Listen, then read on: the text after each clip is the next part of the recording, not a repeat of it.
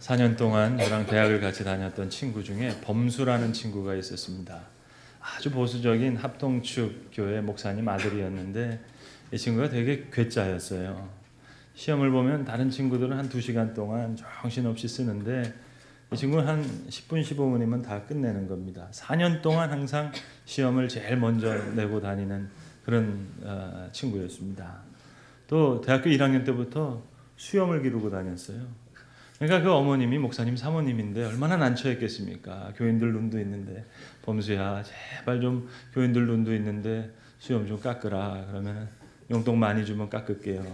그래서 용돈벌이 하던 친구였어요. 어느 정도로 괴짜였는가 하니 이제 구약 성경 시험을 보잖아요. 다니엘서 5장에 나오는 메네메네 데겔 우바르신 그게 무슨 뜻입니까? 하면 이 친구는 왕 대가리는 돌대가리. 진짜 시험을 냅니다. 시험지를 내는 그런 친구였습니다. 근데 저희 대학교를 다닐 때 구약을 가르쳐 주셨던 교수님 중에 김찬국 교수님이라는 분이 계셨는데 지금은 세상 떠나셨습니다. 김동길 교수님하고 함께 해직되셨다가 다시 복직되셔서 나중에는 연세대학교 부총장까지 지내셨던 분이신데 이분은 구약 성경을 가르치시기 전에 항상 학생들에게 시편 23편을 외우게 하셨습니다. 그래서 출석을 부르고 나서는 그날 한두 명을 일으켜 세워서 성경의 시편 23편을 영어로도 외우게 하고 우리말로도 외우게 그렇게 했습니다. 여러분 제 친구 범수가 시편 23편을 외웠겠어요? 안 외웠겠어요? 네. 제 친구 범수 외웠습니다. 그래서 저는 이 시편 23편을 대단히 위대한 시편이라고 생각합니다. 왕대가리는 돌대가리 이렇게 썼던 친구가 정말로 외웠던 성경이니까는요. 이 친구가 이제 신학대학원을 한 3수를 했습니다. 저 합동축 신학교에 시험 보러 갔더니 면접관이 물어보더래요. 소명이 있어서 왔냐고. 그래서 소명이 뭔지 알아볼까 싶어서 왔다고. 합격, 불합격 하다가 참 이제 나중에 이제 3수에서 신학교를 다니는데 교회에서 전도사 생활하니까 이게 열불이 나더래요. 컴퓨터는 이거 때려 부셔서 고칠 수 있는데 사람은 이거 어떻게 할 수가 없잖아요. 그래서 지금 LA에 컴퓨터 회사 사장님이 됐습니다. 그래서 한 교회 청년부 부장으로 아주 잘 섬기고 있습니다. 이 시편 23편을 볼 때마다 제 친구 생각을 좀 합니다. 시편 23편 신앙인으로서 아마도 모르는 사람이 없을 만큼 다윗의 많은 시편 가운데서도 가장 위대한 불멸의 시라 하겠습니다.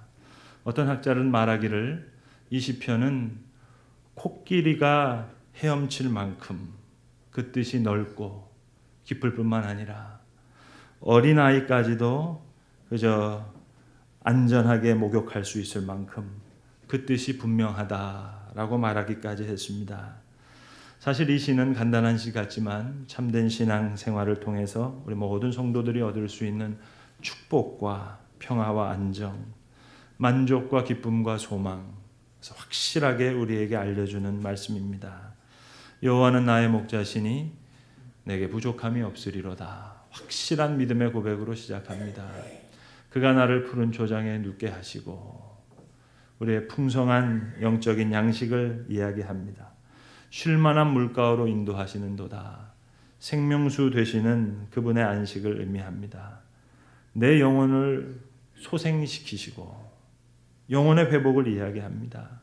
내 영혼이 다시 소성케 된다는 거예요. 회복시켜 주신다는 거예요. 그의 이름을 위하여 의의 길로 인도하시는도다. 자기의 이름을 위하여 우리를 친히 인도하시는 하나님의 역사를 얘기합니다.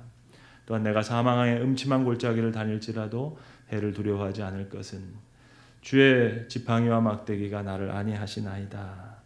역경도 능히 돌파할 수 있는 용기를 말해줍니다. 주께서 내 원수의 목전에서 내게 상을 차려주시고 또 내 머리에 기름을 바르셨으니 내 잔이 넘치나이다. 풍성한 복입니다. 내 평생에 정녕 내가 주를 따르리니 선하심과 인자하심이 정녕 나를 따르리니 내가 여호와의 집에 영원히 거하리로다. 확실한 신념과 소망의 세계를 말해줍니다. 구구절절 귀한 말씀이고 한절 한절이 무궁무진한 말씀이라 하겠습니다. 다윗은 목동 출신이라서 오늘 하나님을 선한 목자로 이해했습니다. 푸른 초장에 누이시고 쉴만한 물가로 인도하시고 내 영혼을 소성시키시고 사망의 음침한 골짜기를 지날 때에도 주의 지팡이와 막대기로 나를 안위하시는 그 선한 목자 되신 주님을 생각하면서 내 잔이 넘친다 고백했습니다. 근데 저는 다윗을 얕잡아 봐서도 아니고 시편 23편을 존경하지 않아서도 아닙니다. 전 여호와께서 나의 아버지시니 난 아바의 자녀입니다. 사실 이 고백만으로도 충분할 것 같습니다. 내 잔이 넘친다고 고백할 수 있을 것 같습니다. 다윗과 같은 시상이 없어서가 아니라 여호와께서 나의 아버지시다. 그걸 생각하면 사실 푸른 초장, 쉴만한 물가, 주의 막대기와 지팡이 이것도 다 부차적인 생각이 아닌가, 그런 표현이 아닌가 하는 생각이 듭니다. 내 친구 범수처럼 메네메네 대겔 르바르신 그거 디스하는 얘기가 아니고요. 그저 여호와께서 나의 아버지시다. 내 잔이 넘칩니다. 전 그냥 이걸로 될 것 같아요. 하나님이 내 목자가 되실 뿐만 아니라 내 아버지시라는 사실이 그냥 입이 다물어지지 않을 만큼 그저 놀라운 소식입니다. 뭘 웬만해야 감사하죠. 도대체가 말이 안 되는 이야기잖아요. 하나님이 나의 아버지가 되신다. 정신 못 차릴 만큼이 놀라운 이야기. 감사로도 다 담아낼 수 없는 이야기 아니겠습니까?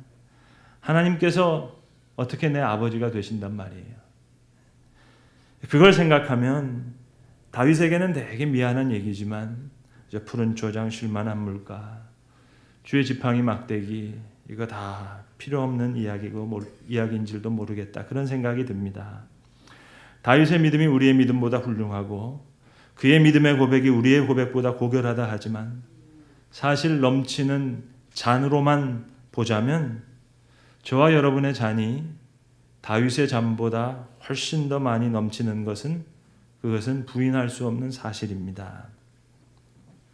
유학 가서 처음 여름방학을 맞았어요. 친구 전도사님들하고 7명이 모여서 야 우리 맨날 기숙사에 처박혀서 공부만 했는데 야 우리도 남들처럼 여름 휴가라는 걸 좀 가보자. 그래서 이제 먼저 어딜 갈까 하는 걸 물색하다가 다들 그 미 동부 해안에 있는 케이프카드라고 하는 유명한 휴양지가 있는데 거길 가기로 했습니다.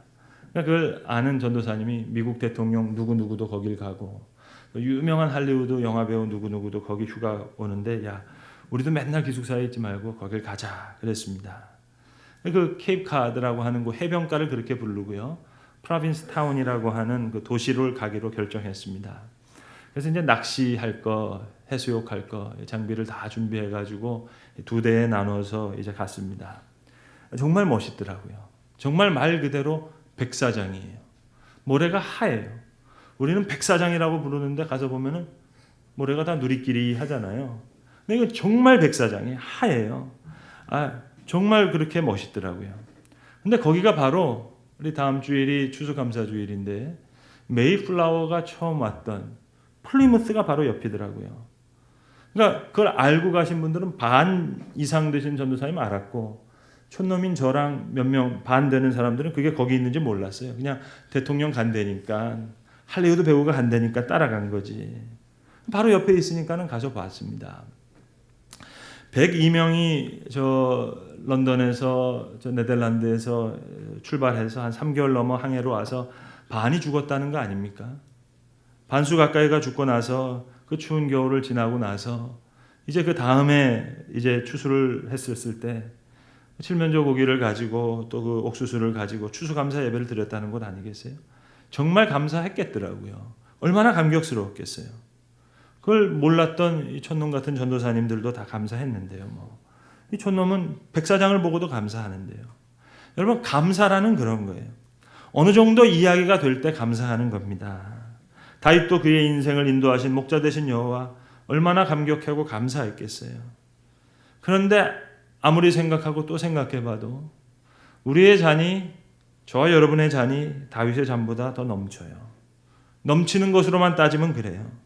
하나님이 우리의 아버지가 되시고 우리가 아바의 자녀가 됐다. 이건 정말 말이 안 되는 놀람이지. 이거 아무리 생각해도 감사 가지고 해결될 일이 아니잖아요. 웬만한 일이어야지 감사라도 하죠. 도대체가 이해 자체가 불가능한 얘기 아닙니까? 그러니까 바울도 그저 누가 우리를 그리스도의 사랑에서 끊으리요?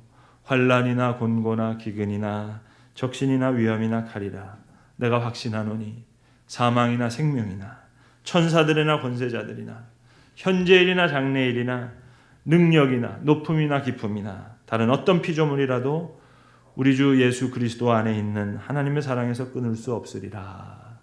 그저 그렇게 고백하고 말할 뿐이지 고로 감사하라 그 말이 없습니다. 이해 자체가 안 되는 사랑을 어떻게 감사로 그 은혜로 이 사랑을 다 담을 수 있겠어요.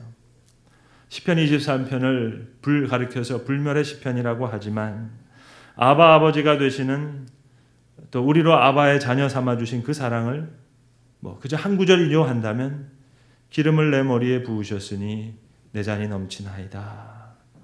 그거겠죠. 기름으로 내 머리에 부으셨으니 내 잔이 넘칩니다. 평생 지워지지 않는 흔적을 남기는 이야기들이 우리에게는 있습니다. 여러분 아낌없이 주는 나무라는 이야기를 잘 아실 겁니다. 나무가 있었습니다. 나무는 소년을 사랑했습니다. 소년은 늘 나무 곁에 와서 열매를 따먹고 나뭇가지에다가 그네를 타고 놀았습니다. 피곤하면 그 나무의 그늘에서 쉬었습니다. 하루는 소년이 나무에다가 조각칼로 글을 새겼어요. 나무야 사랑해. 나무는 너무 행복했습니다. 그런데 몇 날 며칠 소년이 보이질 않습니다. 오랜만에 소년이 돌아왔습니다. 나무가 기뻐서 말했습니다. 빨리 와서 그네도 타고 열매도 따먹고 신나게 즐기라고. 소년은 고개를 가로쥐었습니다. 야, 진짜 신나게 노는 게 뭔지 이제 알았다고. 너 나에게 돈 줄 수 있어? 너 돈 있어? 돈은 없는데. 그런데 내 열매를 아마 따서 도시에 가서 팔면 돈 생길 거야.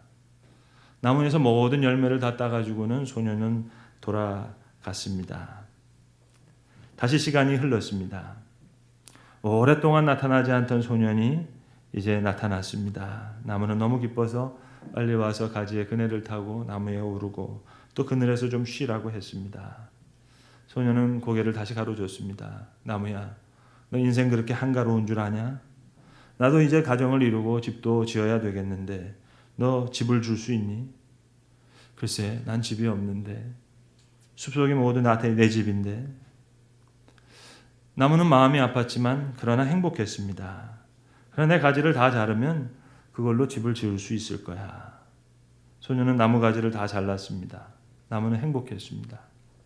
다시 시간이 많이 지났습니다. 중년이 다 되어서 소년이 나무에게 돌아왔습니다. 나무는 나무에게 올라서 예전처럼 행복을 누리라고 했습니다. 그런데 소년은 다시 고개를 가로쥐었어요. 이제 인생 지겹다고. 이제는 멀리 다른 나라에 가서 살고 싶다고. 배를 만들어서 배 타고 먼 여행을 떠나고 싶은데 너 나에게 배를 줄 수 있니? 나무는 자기를 배워다가 배를 만들어서 먼 여행을 떠나라 했습니다. 소년은 나무를 잘라서 배를 만들고 먼 나라로 갔습니다. 그리고 수십 년이 다시 지났습니다. 할아버지가 다 되어서 돌아온 소년. 나무는 말합니다. 이제 너에게 줄 열매가 없다고. 나도 배워물 이가 없다고. 그네를 태워줄 가지가 없다고. 나도 이젠 그네를 탈 기력이 없다고. 네가 올라올 기둥도 없다고. 내가 이제 나무통에 오르긴 나도 늙었다고. 나무가 말합니다. 이제 미안하다고. 더 이상 아무것도 줄 것이 없다고. 노인도 얘기해요. 이제 나도 필요한 게 별로 없다고. 조용히 앉아서 쉴 만한 곳만 있으면. 이 말에 나무가 기뻐했다는 얘기 아닙니까? 늙은 나무 밑동이 앉아서 쉬기엔 그만이기 때문에 나무는 소년에게 다시 이리 앉아서 쉬라고 했습니다. 소년은 그렇게 했습니다. 나무는 너무 행복했습니다. 그리스도께서 자기를 비우셨습니다. 자기를 낮추시고 죽기까지 우리를 사랑하셨습니다. 아낌없이 주는 나무가 열매와 줄기와 가지와 기둥을 다 내어주듯이 주는 우리를 위해서 자신을 주셨습니다. 십자가가 그거예요. 우리를 위해 눈물을 흘리시고 우리를 위해 피를 흘리시고 못에 박히셨습니다. 주께서 세상을 이처럼 사랑하신 것을 우리로 알기를 원하셨습니다. 하나님의 사랑은 그저 감격하는 거예요. 놀라는 겁니다. 감사로 담아낼 수 있는 이야기가 아니에요. 말 그대로 내단이 넘치는 겁니다. 누가복음 11장에 보시면 예수님 사역에서 몹시 지치셨습니다. 여태 사람들과 함께 계셨던 분이 이제 혼자이고 싶으셨습니다. 원래 일행을 빠져나와 한적한 곳에 가셔서 기도하셨습니다. 제자들이 곧 예수님께서 그들과 함께 계시지 않는다는 걸 알아챘습니다. 그래서 찾아 나섰습니다. 제자들이 기드론 시내를 지나가다가 거기서 기도하시던 예수님을 찾습니다. 예수님 미동도 하지 않으시고 땅에 엎드려서 한참 동안 기도하셨습니다. 완전히 몰입되어 계셨어요. 예수님처럼 기도하는 분을 지금껏 저들은 한 번도 보질 못했습니다. 제자들도 예수님처럼 기도하고 싶어졌습니다. 그래서 오래 기다리다가 마침내 땅을 털고 일어나시는 주님을 붙잡고 물었습니다. 주님, 우리에게도 기도를 가르쳐 주세요. 그때 주님께서 말씀하셨습니다. 너희도 이렇게 기도하라. 하늘에 계신 우리 아버지요. 아바 아버지. 옹알이 시작하는 어린아이가 맨 처음 하는 말이 아버지입니다. 익숙한 정도가 너무 지나쳐서 더 이상 실감이 나지 않는 말이죠. 아바 아버지. 성경을 원어대로 보시면 예수님은 아버지를 향해서 아버지라고 부르지 않아요. 하나님을 향해서. 헬라어 보면 파테르라는 말이 있습니다. father라고 번역되는 말이 있어요. 근데 예수님께서 하나님을 한 50번 정도 복음서에 부르시는 장면이 나오는데 거기서 헬라어를 파테르라는 father라는 말을 쓰지 않습니다. 예수님 늘 아바스, 데디, 아빠 그렇게 불렀어요. 12살 때 성전에 계실 때 내가 아바의 집에 있는 것을 알지 모르셨습니까? 12살이라고 해서 아바라고 부른 게 아닙니다. 십자가를 지실 때도 만일 아바의 뜻이거든 이 잔을 내게서 옮기시옵소서. 아바여, 저들은 저들이 하는 일을 모릅니다. 내 원대로 마시옵고 아바의 원대로 하시옵소서. 아바. 예수님 너희도 이렇게 기도하라고. 하늘에 계신 우리 아바 아버지. 하나님을 진지하게 구하는 자들에게만 하나님을 아바로 부를 수 있게 하신 것이 아닙니다. 거리의 불황아들, 문간의 취객들, 가장 못된 사람, 가장 이기적인 사람, 가장 배은망덕한 사람, 가장 악한 사람, 가장 못된 사람, 가장 거만한 속물까지도 그들을 품으시면서 아바라 부르라 하셨습니다. 이를 위해서 아들을 내어주신 거예요. 이를 위해서 성령을 부어주셨습니다. 여러분 예수 믿는다는 게 조금 더 착한 사람 되고 조금 더 정직한 사람 그거 만드시기 위해서 하신 일이 아니에요. 새로운 창조예요. 새로운 피조물입니다. 새로운 피조물 만드시기 위해서 우리를 자녀 삼으시기 위해서 참 아들이 아버지를 떠나서 여기 오셨어요. 그리고 우리에게 하늘에 계신 우리 아바라고 부르라 하셨습니다. 사랑받는 아들 예수님은 이 체험을 혼자의 것으로 쌓아두시지 않으시고 똑같이 친밀하고 우리로 자유로운 관계를 누리라고 우리를 부르시면서 청하십니다. 주님께서 우리를 있는 모습 그대로 사랑하시는 거예요. 되어져야 할 마땅히 살아가야 할 그 모습을 염두에 두고 사랑하시는 것이 아닙니다. 이 모습 이대로를 사랑하십니다. 우리가 죄인 되었을 때, 우리가 하나님과 원수 되었을 때 우리를 부르셨어요. 그리고 여호와를 아바 아버지라 부르라 하십니다. 여러분 이게 얼마나 스캔들 같은 얘기예요. 유대인의 가정에서 2살배기 아이가 아침마다 아빠 무릎에 올라와서 부르는 이름이에요. 아바, 아바. 천지를 창조하시고 역사를 주관하시는 그분을 아바, 아빠라고 부르라고. 완전히 새로운 피조물로 창조하시는 시간입니다. 내가 좀 더 착한 사람 되고 좀 더 정직한 사람 되고 하나님 위해서 뭘 하고 교회를 위해서 봉사하고 교인과 잘 지내고 그러면 물론 하나님이 기뻐하시겠죠. 그러나 그건 하나님의 기쁨의 차원이고 하나님의 사랑의 차원은 그 기쁨의 차원과는 완전히 다른 이야기입니다. 내 잔이 넘칩니다. 무조건적인 사랑, 우리에게 너무 익숙한 이 사랑은 스캔들과 같은 어리석어 보이는 사랑이에요. 제가 참 좋아했던 브레넌 매닝이라고 하는 복음 전도자가 계셨는데 작년에 80세를 일기로 세상 떠나셨습니다. 이분은 집회를 마치고 축도하실 때 늘 하시던 축도가 있었어요. 정말 제가 그 축도를 들으면서 따라하고 싶을 만큼 정말 은혜로운 축도인데 글쎄요. 만일 제가 브레넌 매닝의 축도를 하면 교회에서 쫓겨날지 모르겠어요. 여러분 어떤 축도인지 궁금하세요? 브래넌 매닝이 늘 집회를 마치고 하는 축도는 이렇습니다. 당신의 모든 기대가 혼란을 겪기를 바랍니다. May all your expectations be frustrated. 당신의 모든 계획도 May all your plans 좌절되기를 바랍니다. 당신의 모든 야망도 May all your desires be withered into nothingness. 다 시들어져서 무로 돌아가기를. 그리하여 당신이 어린아이와 같은 무기력함과 곤고함을 체험하게 되기를. That you may experience the powerlessness and poverty of child. 그리고 난 뒤에 어린아이처럼 아버지의 사랑 속에서 노래하고 춤추게 되기를. And sing and dance in Abba's love. 성부와 성자와 성령의 이름으로 아멘. 여러분 믿음은 그것입니다. 아이처럼 아바의 품에 안기는 겁니다. 하늘나라는 어찌 보면 아낌없이 주는 나무에서 영원토록 그 열매를 먹으며 영원토록 그 나무가지와 기둥에서 뛰놀며 영원토록 그 그늘에서 쉬는 겁니다. 추수감사요? 풍년이건 흉년이건 그건 감사하겠어요. 선한 목자가 되셔서 우리의 삶을 인도하시는 주의 역사, 그것도 감사할 수 있겠어요.